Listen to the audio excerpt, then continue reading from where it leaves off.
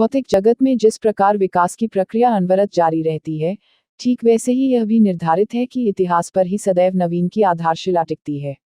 ऐसा ही कुछ प्रमाण सिरसा के प्रतिष्ठित सिरसा क्लब के रूप में देखा जा सकता है, जो इन दिनों नवीन कार्यकारिणी के गठन के लिए पूरे शहर में चर्चा का केंद्र बिंदु बना हुआ है। 9 अक्टूबर को गठन होने वाली नवीन कार्यकारिणी व उसके पदाधिकारियों के लिए जो भी उम्मीदवार अपना भाग्य आजमा रहे हैं, वे खट्टे मीठे अनुभवों से गुजर रहे हैं, मगर सभी को इस बात पर गौरवान्वित होने का पूरा हक है कि जिस क्लब के पदाधिकारी के रूप में वे प्रतिष्ठापित होंगे, वह स्वयं में एक गौरवान्वित इतिहास समेटे है। निसंदेह सिरसा क्लब के संदर्भ में बहुत कुछ विवरण के रूप में शासकीय पंजीकृत कार्यालय में बहुत कुछ दर्ज है, मगर मोटे तौर पर यह संयुक्त पंजाब के इतिहास की चादर में दबी रुचिपूर्ण वृत्तांतों की कहानी को बयां भी करता है, और संभवतः इस बात का दावा अवश्य किया जा सकता है कि वर्तमान में इस क्लब के सभी 935 सदस्यों को इसके आरंभ किए जाने की जानकारी अवश्य नहीं होगी। ऐतिहासिक तथ्य बताते हैं कि वर्तमान में करीब 4 एकड़ भूमि में स्थित सिरसा क्लब आज जहां निर्मित है, वह वर्ष 1962 में स्थानांतरित हुआ। इससे पूर्व यह क्लब रेलवे क्षेत्र में स्थित अंटाघर में संचालित था। इसकी स्थापना का मंथन आजादी के कुछ समय बाद उस दौर में मौजूद शहर के चंद गणमान्य लोगों द्वारा किया गया। दिनचर्या में थोड़ा सुकून हासिल करने व मनोरंजन के हिसाब से आपसी क्लब सदस्यों के बीच चाय की चुस्कियों के साथ आपसी संवाद की भूमिका उस दौर से चलते हुए वर्तमान में भी ज्यों की त्यों है, मगर वर्तमान में समय चक्र थोड़ा पीछे जाए तो सुरापान व ताश के पत्तों से जुड़ी कुछ ऐसी घटनाएं व किस्से यहाँ अवश्य घटित हुए जो इस क्लब की श्वेत गरिमा को श्याममयी बना गई, जो आज भी क्लब के वरिष्ठ सदस्यों को शर्मिंदगी का एहसास दिलाती है। क्लब के स्थानांतरण में लगा संघर्ष। बताया जाता है कि वर्ष 1960 के दौर में सिरसा के तत्कालीन एमएलए प्रेम सुखदास,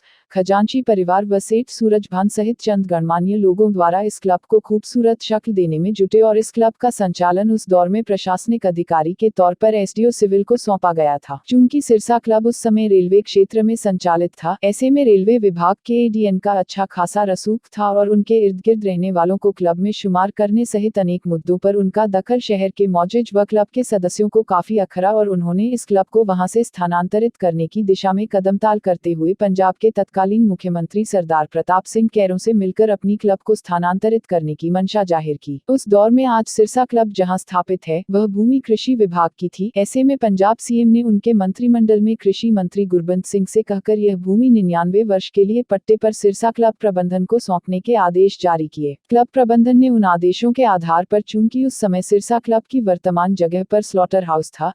ऐसे में वे व्यवसाय पूरी तरह से इस जगह को छोड़ने को तैयार न थे, मगर क्लब प्रबंधन के संघर्ष के समक्ष वधशाला से जुड़े लोगों को हारना पड़ा और उन्हें वहां से अपनी जगह खाली करनी पड़ी। विकास की प्रक्रियाओं ने पकड़ा था जोर। वर्ष 1962 के दौर में इस क्लब की कमान प्रशासक के तौर पर तत्कालीन जीएन नागपाल ने संभाली और अल्प पूंजी करीब 2000 के आधार पर क्लब के आजीवन सदस्य बनाए जाने का प्रावधान था। उस दौर में भी तत्कालीन क्लब सदस्यों के बीच आपसी संवाद चाय व पकौड़ों के साथ होता था, जो समय के बदलते पहियों के साथ परंपरागत व्यवस्था के विस्तार के रूप में देखा जा सकता है। उस दौर में भी क्लब का संविधान बनाने, इसके सदस्यों को बनाने की विधि, राजपत्रित अधिकारी जिनमें मुख्यतः सरकारी वकील, प्रोफेसर, बैंक अधिकारी, पत्रकार व राजनीतिज्ञ आदि का कोटा निर्धारण था, मगर इस दिशा में किसी का कोई दबाव नहीं था। उस दौर में भी मनोरंजन के नाम पर तंबोला मुख्य रूप से प्रचलित था। वर्ष 1984 तक आते आते तत्कालीन क्लब प्रबंधन ने यहाँ टेनिस कोर्ट आदि की स्थापना कर दी और इसी कोर्ट से अनेक खिलाड़ी सिरसा का ही नहीं बल्कि हरियाणा का गौरव बने हैं। अपने समृद्ध और पौराणिक इतिहास से हर्षाता सिरसा क्लब वर्तमान में जिस अवस्था में है,